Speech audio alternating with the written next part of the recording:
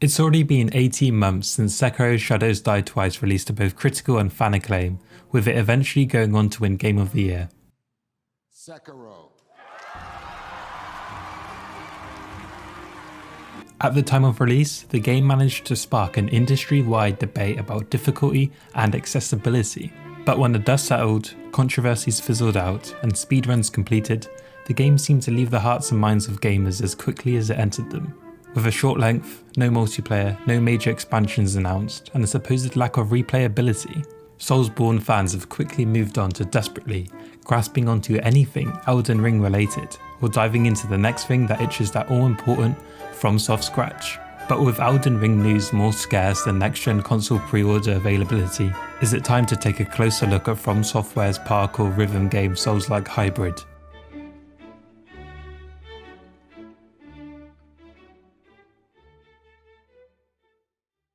When the file was linked for the final time, it was unclear where From Software would go. After tucking Dark Souls into bed, it was perhaps too soon for another sprawling fantastical RPG.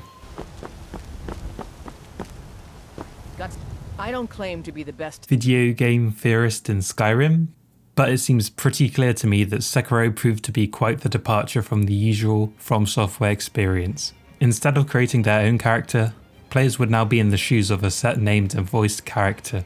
Even stranger, the story was much more straightforward, with more cutscenes and a clear structure. No weapon or armor customization, no stamina bar, skill trees and a reworked death mechanic were added.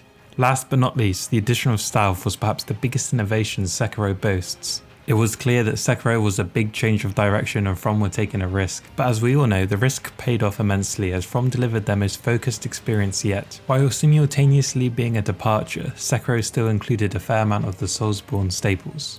There was still a sharp focus on brutal combat, smart level design, punishment for death, but most of all, a central theme of overcoming overwhelming challenge.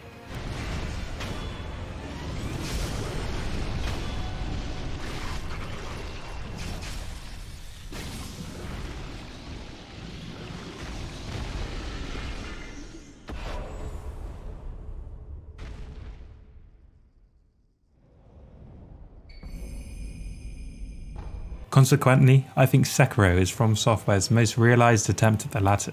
Miyazaki stated he wanted to capture the feel of swords clashing, and it just so happens that the instances where this does happen are the most satisfying fights in the entire game. The game's most enjoyable asset, the 1v1 boss showdowns, are perhaps the best at capturing this all-important feel. In fact, I think Sekiro is From's most perfected combat system yet. So why does a game that plays so well and feels so polished lack replayability? I see this criticism everywhere, like it's automatically a bad thing. The weakness of this combat, however, is the lack of build variety. Though the prosthetics offer different strategic options, the game lacks significant ways to differentiate your playstyle as a sacrifice to its streamlined combat goals. This was a huge downside for a lot of FromSoft fans and also did harm its replayability. Replay value that was diminished even further by no multiplayer. Like worrying that the lack of weapon choice would diminish replayability. Okay, let me explain. With players forced into the role of the one-armed wolf, there's no build variety, no character creation screen at the start of the game. You must learn the ways of the shinobi. And there lies Sekiro's problem for a lot of people. It's only the way of the shinobi, not a mage, pyromancer, or knight. Some argue that this reduction of choice, removal of role-playing systems, makes the prospect of returning to the game less attractive. The fact is, Sekiro's combat system wouldn't be nearly as well executed if the developers diluted their time into giving players more options of how to play. If they did decide to do this, it would lead to a less balanced experience in the process.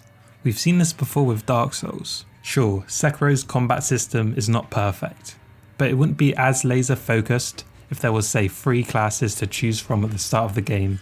The way the game funnels every player into being ultra aggressive through the posture system is almost genius. No one gets all the way to Ishin by playing defensively. The game makes short work of anyone not willing to play the game by its rules, and so it should. Ever since Bloodborne, Miyazaki has been on a personal quest to make his games faster and faster, getting players to fight on the front foot, being confident in the face of overwhelming odds. Sekiro is the ultimate culmination of that vision. The only way to play is to play aggressively, To succeed in all but some of the boss fights, players must focus on getting their enemy's posture meter down as quickly as possible, sometimes chipping away at health first, to get that all-important death blow. The only exception to that rule are the Dark Souls-like fights, which are specifically designed to throw you for a loop. The most obvious examples of this are the Guardian Ape and the Demon of Hatred. For the rest of the fights, stealth death blows, pinpoint deflections, correct counters to unblockables, and getting up in the face of enemies is all that matters. Dodging should only be used as a last resort, as it only gives time for enemies to recover their own posture. The only sort of player choice that impacts gameplay directly is the prosthetics and skill points, which can unlock things like different combat arts. In theory, this could add some much wanted variety to Sekiro. However, in my experience this didn't happen. I got very comfortable with using the Shinobi firecrackers, and only really used the other prosthetics in situational circumstances. You could experiment with the prosthetics, but they never really warrant a whole new playthrough. Same goes for the different skills. In short, in many people's eyes, its replayability is a casualty of its own gameplay design philosophy. And in my eyes, it's a hit that Sekiro should take, as Sekiro's gameplay is worth it every single day of the week, which is what makes it replayable. Wait, what? And here lies the problem with defining replayability. It is entirely subjective to the individual. I can see why limiting the options of the player would reduce replayability, but its approach to gameplay will inevitably make others want to keep playing over and over again because of how fun it is. But let's keep going. Gameplay mechanics are not the sole determiner of what makes something that's replayable and what makes something that's not. The amount of content in the game also plays a key role. Thankfully, Sekiro is not short on content. A first playthrough can take anywhere between 20 and 60 hours depending on skill level and exploration. Like all Souls games, there are good areas and there are bad areas. In Sekiro, the gun fort in the Sunken Valley is widely hated. On the other hand, Ashina Castle is perhaps one of the best areas From has ever created. Its constantly evolving nature makes the game and story feel alive and present, unlike Dark Souls' approach, which makes tackling an area feel like piecing together the past. Both are great ways of storytelling in their own right. Regardless, Sekiro does have significantly less areas than the Soulsborne games. This again points to less replayability, if you believe less content means less replayability, but again it's subjective. In terms of DLC, Sekiro has no planned major expansions. This can also hurt the chance of players returning to the game.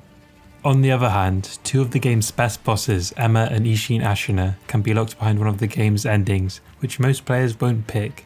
In theory, this automatically adds another playthrough to most players who love the game and are interested in experiencing all it has to offer. The truth is, I could go on all day about examining what makes Sekiro replayable and what makes it not replayable.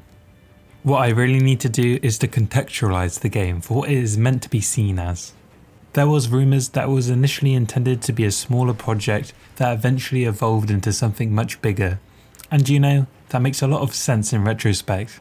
As much as I would like an expansion exploring the lightning of Tomoe, I'm okay to leave Sekiro to be what it is, something truly unique in the age of live service content drip feeders and online only multiplayer battle royales. A game all in one at launch, no missing content or mandatory DLC, you buy the game, play the game and move on. Maybe you come back to it if you particularly enjoy it. Sekiro brings me back to the simplicity of gaming in my childhood, and that's the time I really yearn for. Let's think of it like this. Your favourite band or artist may release an EP in between two bigger albums. The EP may be shorter and seem a bit more experimental than their usual stuff. That's how Sekiro should be viewed, an exceptional experiment. Finally, to recap my stance on replayability, yes, Sekiro lacks some of the usual staples associated with replayability, but in my opinion, it's better without it. It just wouldn't be that same masterful experience with all of that stuff. How I didn't even mention the lack of multiplayer. But when it's all said and done, not every game needs to be a 100-hour plus experience with integrated multiplayer. Quite ironically, a small update including a boss rush mode was recently announced, and this might be a great solution for people not willing to play through the meat and potatoes of the game, but still wanting to experience the best part of the game, the boss fights. I think this is an excellent addition, And honestly, I'm happy with this over nothing. Sekiro will remain one of the best games ever made in my eyes, and no supposed lack of replayability will affect that opinion of mine. Thank you so much for listening to this reckoner's spiel. Make sure you subscribe and share this with all of your Sekiro brethren. If that exists. I don't know.